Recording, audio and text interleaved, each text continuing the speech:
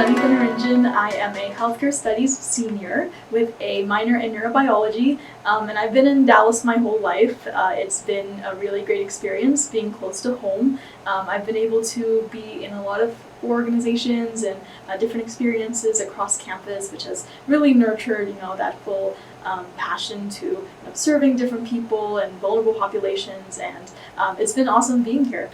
Be at UTD because I'm also pre-med. But yeah, I've loved being here. I've loved getting to be involved in different organizations and clubs to help me to be a future physician in the future.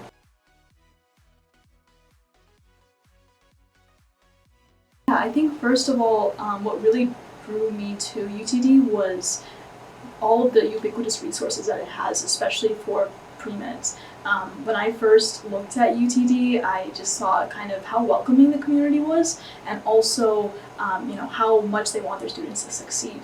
And so that was a really big pull for me. Also, I've seen a lot of my friends go into UTD. It's been a really great experience for them, and they come out with a lot more clarity in where they want to go in the future. And so being pre-med, it's kind of daunting going into it, to say the least. But I think that UTD was a really good choice for me to kind of figure out where I wanted to go and which directions. There's so many directions to take, but going into healthcare studies and kind of having a more public health based perspective on that really helped to figure out my interests going into medicine.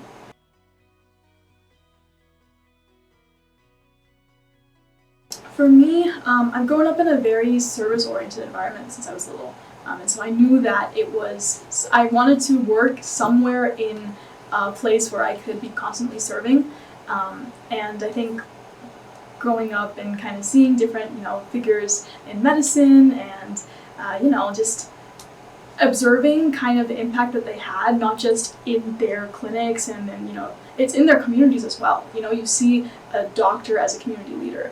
And so that really drew me into learning more about medicine, especially when I got into high school and I started volunteering, started shadowing, started figuring out, if medicine is right for me.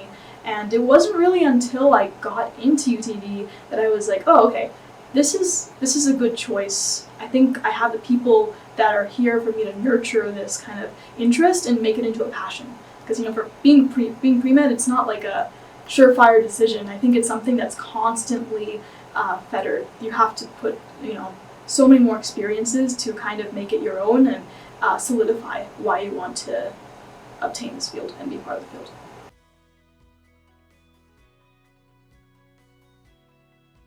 Yeah, so it is applying to med school. Yeah. It is also, figuring out those passions that I want to pursue in the future, because in undergrad, being a senior, I've been able to have a lot of different experiences, and it's more so figuring out what I can take with me and for the future. And I think being healthcare studies has always been such a pleasure, because you have such a holistic view on healthcare and how you can not only work with medicine to help people and get the medicine they deserve, but how you can get more accessibility into healthcare. No one really talks about that, and so it's so important to really learn about that. And and long story short, that's what I've really learned.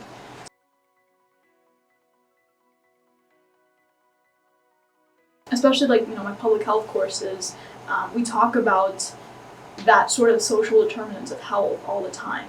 And so it's really a nice refresher, apart from my core courses, my core science courses, which I love, and it's it's really needed, especially in my field.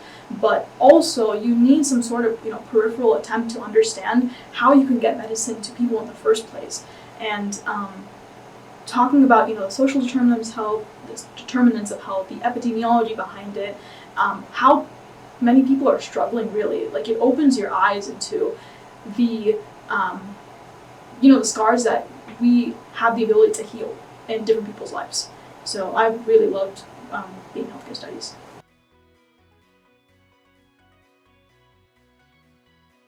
Yeah, so with being healthcare studies, one thing that I realized is how beautiful the application part of it is.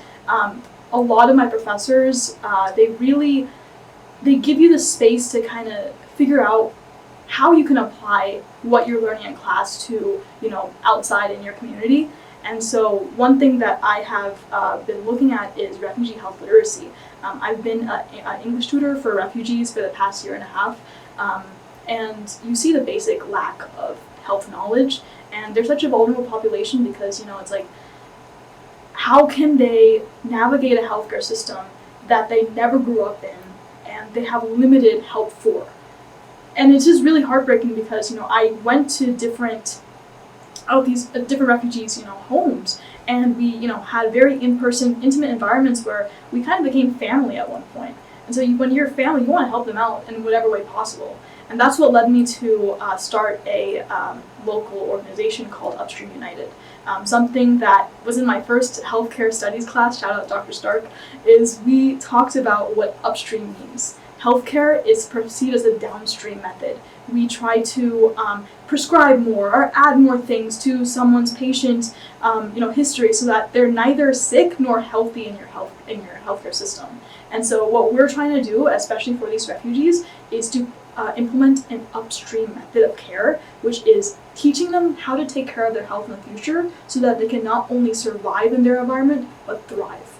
And that is the basis of Upstream United. And so what I've been fortunate to do with my co-partner, Hushriya Galuri, she's an alumni at from UT Dallas, is we've been able to conduct health literacy workshops across Texas.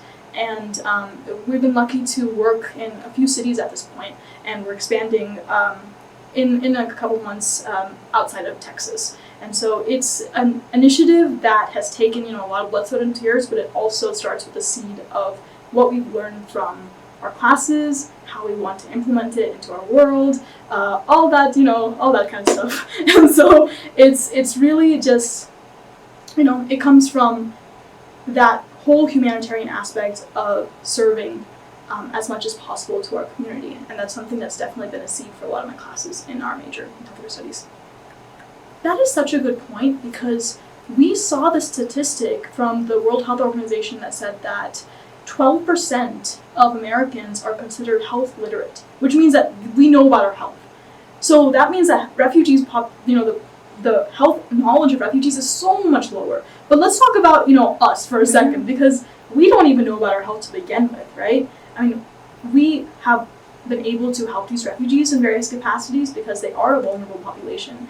But it is also so important to take care of our health and know about our health, because not only can we help us, we have to help ourselves before we help others. And so, I mean, you're so right, it's so important, and no one talks about it. It's interesting because we have this one, I have this one story from, these refugees that we're helping, and in my earliest experience of being an English tutor, there was this one time when someone didn't come in for class, and I was like, oh, where's your mom? Why isn't she here for class? This high school student says, oh, she's drinking tea at home. She's really not feeling well. And, it could be understandable, but, after kind of having her tell me about her symptoms, this was really distressing, right? Like, first of all, if they are at a place where their condition is chronic, or if it's very severe, they'll go to the ER. But what about before the ER? You can go to the urgent clinic. You can go to, a regular clinic to begin with. And so we have this notion in healthcare that doctor equals sick. You have to go to the doctor if something really bad is going on, something pressing is. But there's also something really interesting about making your doctor, your weekly visits, not weekly, but your visits, something kind of maintenance. You need to be able, again, it comes from that last part, you need to be able to thrive, not just survive. That's why we're doing all of this, right? And so, that was a really interesting point you made. Yeah.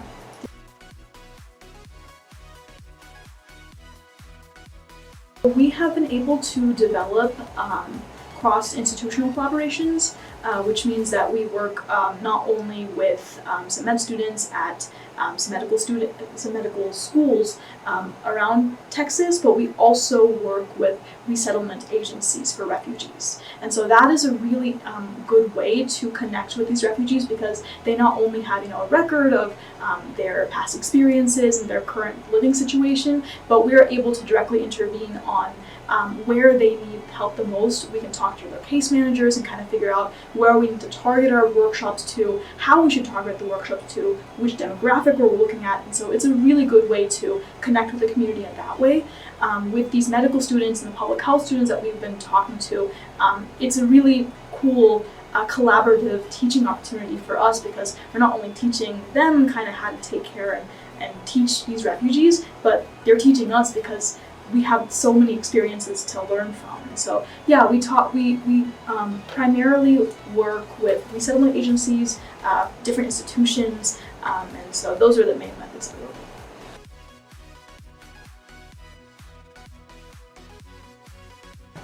You know what? At the moment, it's something that's a work in progress. I think medicine is very, I feel like we don't know, medicine is very experiential. Mm-hmm. And so I need to be able to, have some more experiences and kind of suss that out. But at the moment, not sure. I am looking forward to a lot of those long-term experiences that I have with patients and being able to help them out in that way.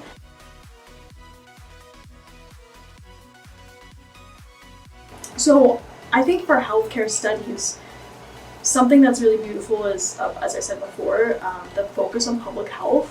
One of my my mentor in healthcare studies, Dr. Stark, she really showed me how there is an art to medicine, and that is public health. You have to pivot medicine on public health in order to help people as holistically and as deeply as possible, because the person that you're treating is not just, a list of numbers. They have so many things around them that affects their physical, mental, and emotional well-being, and it's so important to learn that before you try to help them. And so that is really a big thing that I've learned from healthcare studies. Yeah, Dr. Stark has been instrumental for... She's awesome. We're buddies. Oh, really? Yes, I love her. She's so cool. She's so cool. And I love her so much. I've learned so much from her. Like, both of us were we idolize her so much. Really? She's amazing.